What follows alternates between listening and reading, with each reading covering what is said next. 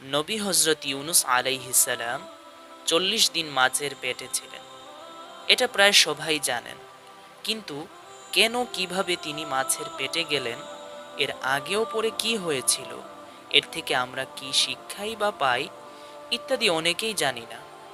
তাই আমার এবং আপনাদের উপকারের জন্য আমাদের আজকের এই ভিডিওটি।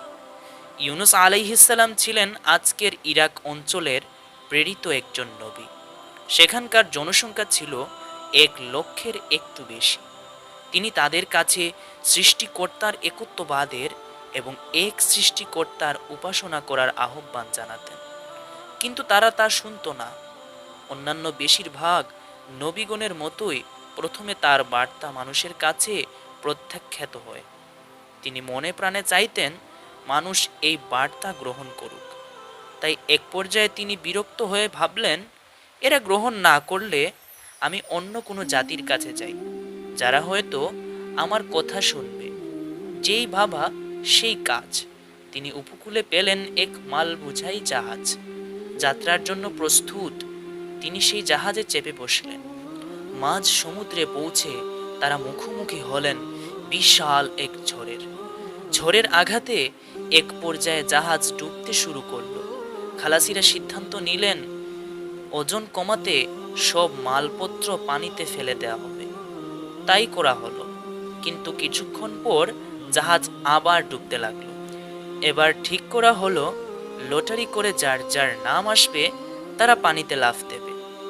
এতে করে অল্প কিছু মানুষ যারা শেষ পর্যন্ত রয়ে যাবে তারা হয়তো বেঁচে যাবে। প্রথমবার লটারিতে এলো হজরত ইউনুস আলাইহিস সালামের নাম। সবাই বললেন, না, উনি সাধু শান্ত মানুষ, আবার লটারি করা হোক। এইভাবে পরপর ৩ বার লটারি করা হলো, কিন্তু ৩বারই হজরত ইউনুস আলাইহিস সালামের নাম এলো। এবার সবাই বলল, ঠিক আছে, কি আর করার, তাকেই প্রথমে ঝাঁপ দিতে হবে। বিসমিল্লাহির রহমানির রহিম বলে ইউনুস আলাইহিস সালাম সমুদ্রে ঝাঁপ দিলেন। আল্লাহ তাআলার নির্দেশে একটি বিশাল মাছ এসে তাকে আস্ত গিলে ফেলল। এটি ঠিক কী মাছ ছিল তা আমরা জানি না। প্রচলিত রয়েছে এটি ছিল তিমি মাছ। যদিও এটি তিমি মাছ নয়, কিন্তু সেটা আমরা জানি না। অতএব এমন কোনো মাছ হতে পারে যেটির এখন আর অস্তিত্বই নেই। মাছের পেটের ভিতর যখন তার জ্ঞান ফিরে এলো এবং তার শরীরের চামড়া হজম হয়ে যেতে লাগলো, তিনি নিখোশ অন্ধকারে মাছের পেটের ভিতরই সিজদায় রত হলেন। আল্লাহ তাআলার কাছে দোয়া করলেন, লা ইলাহা ইল্লা আনতা সুবহানাকা ইন্নী কুনতু মিনাজ জালিমিন। অর্থাৎ, তুমি ছাড়া কোনো উপাস্য নেই, অবশ্যই আমি অপরাধীদের মধ্যে। কি ছিল তার অপরাধ? নবীরা কখনো পাপী ছিলেন না, তারা পাপ করেননি, কিন্তু কেউ কেউ ভুল করেছেন, আর সেটাও আল্লাহ তাআলার পরিকল্পনারই অংশ। আল্লাহ সেগুলো রেখেছেন আমাদের জন্য শিক্ষা স্বরূপ। নবী ইউনুস আলাইহিস সালামের ভুল ছিল নিজের জাতি তার বার্তা গ্রহণ না করায় অধৈর্য হয়ে অন্য জাতির খোঁজে রওনা হয়েছিলেন। তার উদ্দেশ্য ভালো ছিল, কিন্তু তিনি আল্লাহর নির্দেশ ব্যতি রেখেই সেখানে রওনা হয়েছিলেন। এটাও আমাদের মনে রাখা উচিত, আল্লাহ তাআলা আমাদের যা আদেশ এবং নিষেধ দিয়েছেন তা পালন করে যেতে হবে। আমরা তা বুঝি বা না বুঝি, ফলাফল আল্লাহ তাআলারই হাতে। কতদিন বা কতক্ষণ তিনি মাছের পেটে ছিলেন আমাদের দেশে প্রচলিত হলো ৪০ দিন। বাস্তবতা হলো এটা আমরা নিশ্চিত করে জানি না। প্রকৃতপক্ষে কতদিন ছিলেন তা মুখ্য নয়, তিনি মাছের পেটে ছিলেন এটাই হচ্ছে আসল ব্যাপার। কেন কিভাবে মাছের পেটে গেলেন এবং কিভাবে উদ্ধার পেলেন, আর এ থেকে আমরা কি শিক্ষাই বা পাই, সেটাই হচ্ছে মূল কথা। আর এই দোয়া, লা ইলাহা ইল্লা আনতা সুবহানাকা ইন্নী কুনতু মিনাজ জালিমিন, এই প্রসঙ্গে রাসূল করিম সাল্লাল্লাহু আলাইহি ওয়াসাল্লামকে সাহাবীরা প্রশ্ন করেছিলেন, এই দোয়া কি আমরা ব্যবহার করতে পারি? রাসূল করিম সাল্লাল্লাহু আলাইহি ওয়াসাল্লাম উত্তরে বলেছিলেন, কেন নয়? আল্লাহ তাআলা কোরআনে বলেছেন, ওয়াকাযালিকা নুজিল মুমিনিন, অর্থাৎ এভাবেই আমি বিশ্বাসীদের রক্ষা করি। অতএব বিপদে আপদে আমরা এই দোয়াটি পড়ব। ঘটনায় ফিরে আসি। আল্লাহ তাআলার নির্দেশে মাছটি তাকে পেট থেকে বের করে দিল। তিনি তীরে এসে পৌঁছালেন। আল্লাহ তাআলা কেন তাকে রক্ষা করলেন? আল্লাহ বলেছেন, যদি তিনি তাদের মধ্য থেকে না হতেন যারা সর্বদা আল্লাহকে স্মরণ করেন, তাহলে কিয়ামত পর্যন্ত তিনি মাছের পেটেই থাকতেন।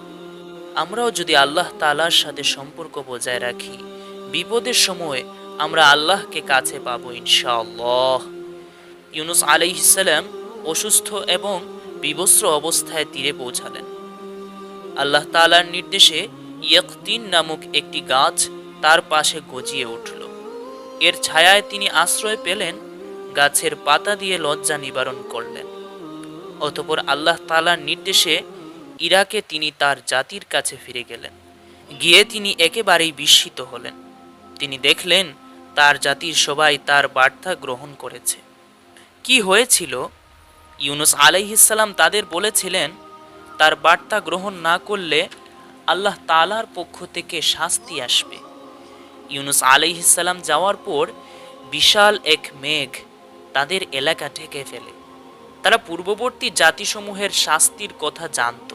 তারা বুঝতে পেরেছিল এই সেই আযাব যার ব্যাপারে ইউনুস আলাইহিস সালাম সাবধান করেছিলেন। এই পর্যায়ে তারা সকলেই এক আল্লাহ তাআলার উপর বিশ্বাস স্থাপন করে এবং এককভাবে তার উপাসনা শুরু করে। অতঃপর আল্লাহ তাআলা আযাব সরিয়ে নেন। ইউনুস আলাইহিস সালাম এবং আইয়ুব আলাইহিস সালামের ঘটনা থেকে আমরা একটি বিষয় শিখতে পারি, আর তা হলো বেশি বেশি দোয়া করা। আইয়ুব আলাইহিস সালাম আল্লাহর কাছে দোয়া করেননি, ইশফিনি, আমাকে সুস্থ করে দাও।